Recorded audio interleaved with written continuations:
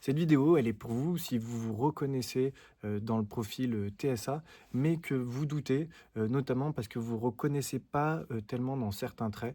Notamment, vous savez que parfois on parle de manque d'intuition sociale, mais souvent les exemples qu'on nous présente, c'est des caricatures un peu du style, une personne, qui vient d'apprendre que sa grand-mère est décédée et son pote, qui est TSA qui lui dit: «Ah ouais, bah, désolé pour toi, mais bon, c'est vrai qu'elle a déjà un certain âge, hein, faut bien mourir un jour et puis, voilà, sinon la planète serait surpeuplée, hein, si on était tous éternels».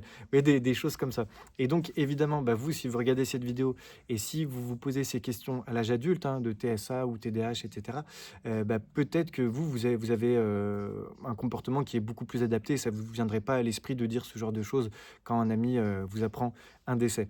Mais justement, qu'est-ce que ça peut vouloir dire alors le manque d'intuition sociale? C'est ce qu'on va explorer dans cette vidéo parce que ça peut être beaucoup plus fin que ce qu'on peut penser. Et la clé, en fait, c'est de se poser la question si même aujourd'hui vous vous considérez comme adapté.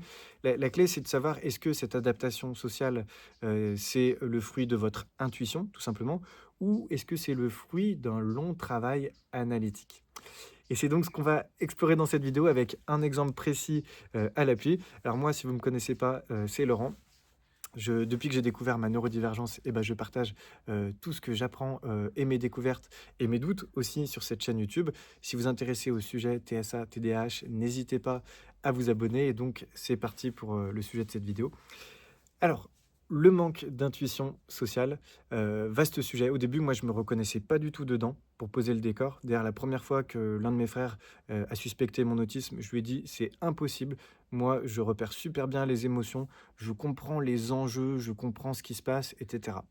Mais déjà, le premier mot clé à entendre, c'est: «Je comprends» et non pas: «Je ressens». Donc ça, c'est un 1re astuce, hein. Si vous avez, l'habitude de dire: «Je comprends» plutôt que de dire: «Je ressens», ça veut dire déjà que vous fonctionnez pas mal avec, un esprit analytique. Surtout si, quand on parle de sphère sociale où, normalement il n'est pas censé être question de compréhension. En tout cas, pas dans les cas que je vais vous décrire. Alors passons à l'exemple. Vous savez, donc c'est arrivé, cet été, là, j'étais avec un groupe d'amis, on était au restaurant et à un moment donné, il y a une amie, qui savait pas quel dessert choisir, il y en avait trop. Donc elle dit au serveur, avec le sourire: «Ah, je sais pas, choisissez pour moi», voilà. Et moi, sur le moment, déjà, je me suis dit: «Ah, cool!» Je savais même pas qu'on pouvait demander au serveur de choisir pour nous. Enfin, quand je dis: «Je savais même pas qu'on pouvait demander», c'est plutôt j'avais jamais vu, quelqu'un faire ça et jamais moi j'aurais eu l'idée, de le faire, par exemple. Alors ça, c'est le premier élément. Et deuxième élément, c'est que, j'ai vu que le serveur, il l'avait plutôt bien pris et d'ailleurs oh, il y a un petit papillon qui vient nous rendre visite. Et d'ailleurs, ouais, ce qui s'est passé ensuite, c'est que le serveur, il a fait une blague en quelque sorte à mon ami en lui ramenant, une petite glace, mais une toute petite glace toute pourrie, ou limite, avec une boule plus petite que celle qu'on donne aux enfants.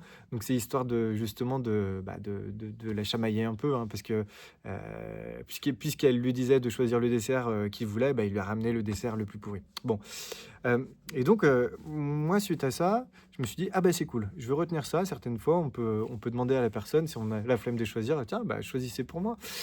Et donc, quelques jours plus tard, je suis allé, dans un salon de massage avec ma femme et la première question, qu'on nous a posée, c'était, «Avec quelle huile de massage vous souhaitez être massé?» Donc il y avait l'huile Moneuil, après je sais plus, je sais même plus, mais il y en avait, je crois 4 ou 5 et clac, elle les disait à toute vitesse. Moi d'un coup, fou, j'avais même pas eu le temps de retenir que la première, que dire enfin bref, j'étais perdu. Et donc là, je me suis dit: «Oh, je vais sortir le petit joker que j'ai appris», et donc j'ai dit à cette personne: «Je sais pas, choisissez pour moi», avec le sourire. Et là, ça a pas eu du tout le même effet qu'au restaurant, hein. Et là, je peux vous dire que ça a créé un petit malaise, une seconde de silence, aussi bien du côté de ma femme que de la personne. Et en fait donc après coup, la personne à l'accueil a dit: «Bon, OK, je vais vous mettre la même huile que votre femme, ça vous va?» «Oui». J'ai dit: «Oui, oui, pas de souci». Et après, j'ai réfléchi à ce qui s'est passé. Et j'ai réfléchi à tout ça. Petite parenthèse aussi, si vous avez tendance à réfléchir aux choses une fois qu'elles sont passées, ça c'est un indicateur quand même. Ça indique quoi? Ça indique que vous cherchez à comprendre ce qui se passe, que vous cherchez, à comprendre des situations sociales pour pourquoi pas, vous adapter la fois d'après. Je ferme la parenthèse. Et donc justement, j'ai cherché à comprendre et après j'ai réfléchi à ce qui s'était passé, au restaurant et dans mes souvenirs, en fait, il m'a semblé que je crois que mon ami avait déjà tissé une certaine relation avec le serveur avant. Vous savez, peut-être une parole ou un sourire et cetera et peut-être que ce que moi j'ai pas vu à ce moment-là, c'est qu'il y avait une sorte de relation invisible, qui s'était créée entre eux et du coup, le fait qu'elle dise: «Choisissez pour moi», c'était pas genre, enfin peut-être qu'elle avait la flemme de choisir, mais elle savait que ça passerait bien parce qu'il y avait peut-être ce lien déjà avec le serveur et la preuve qu'il y avait sans doute ce lien, c'est que le serveur derrière est revenu, en faisant une blague. Alors que moi qu'est-ce que j'ai fait? J'ai juste vu le truc de quand je sais pas, quel dessert choisir, alors je peux demander à la personne, de choisir pour moi. J'ai appliqué exactement la même stratégie, mais avec, au salon de massage, mais en manquant cruellement de contexte. Parce que moi, dans mon cas, je venais juste de dire «bonjour» et j'avais beau dire, «choisissez pour moi» avec le sourire, ça suffit pas parce qu'il y avait pas de lien spécial avec, la personne à l'accueil, pour le massage. Donc vous voyez, c'est ça, heu, le manque d'intuition sociale, mais voilà, quand on l'explore de façon un peu plus fine, hein, et qu'on n'est pas dans les caricatures, que j'ai évoquées en début de vidéo, ça peut ressembler à ça. C'est-à-dire que, généralement, quand on vit des choses, qui nous interpellent, bah, déjà, on se dit: «Ah tiens, d'accord, OK, je savais pas qu'on pouvait faire ça» ou «Tiens, c'est intéressant, cette personne s'est permise de faire ça, je ne savais pas qu'on pouvait se permettre». Donc déjà pendant, on observe. Ensuite, après, on réfléchit à ce qui s'est passé. Donc ça pourrait s'apparenter à de la rumination, hein. Parfois, la rumination, c'est on s'en veut à nous-mêmes, mais parfois, c'est juste on réfléchit à ce qui s'est passé, sans forcément que ce soit négatif, hein. Et tout ça, pour moi, je le vois comme la construction d'un logiciel, qui est de plus en plus performant avec les années. Parce que c'est comme si pour chaque situation sociale, bah, le fait de réfléchir après, bah, c'est comme si ça crée une nouvelle configuration, hein, dans notre logiciel et qui fait que la prochaine fois qu'on retrouve cette configuration, bah, on va pouvoir sortir le comportement qu'on a associé à cette configuration.